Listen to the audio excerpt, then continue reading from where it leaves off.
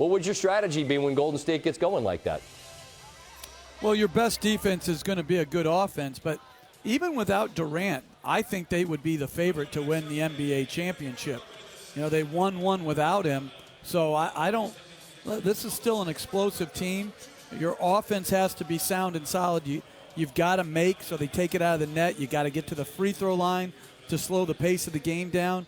And most importantly, you can't turn the ball over. And that's very hard to do, all three of those things, because Golden State's such a good defensive team.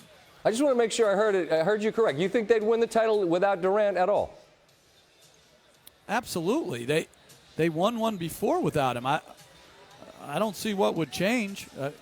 They're the deepest team. They just have such a bigger margin of error with Durant, because they're just playing with such a talent advantage, such a skill advantage, that even with Durant not there, they're still just an outstanding team. Steve Kerr, I think he's a brilliant guy, and he allows his team to govern itself to some degree, and yet when he felt he had to get their attention, he clearly did. He mentioned basketball karma and lack of attention to detail and focus and this and that.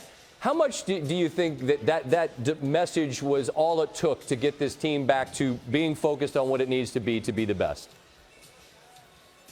Well, I think you're talking about 4 straight years for Golden State and for Cleveland, and it's hard to stay excited about the process of going through the long season, because inevitably Golden State is thinking already playoffs. And their defense was not as strong to start the year. They handled the ball haphazardly, as they did at times tonight.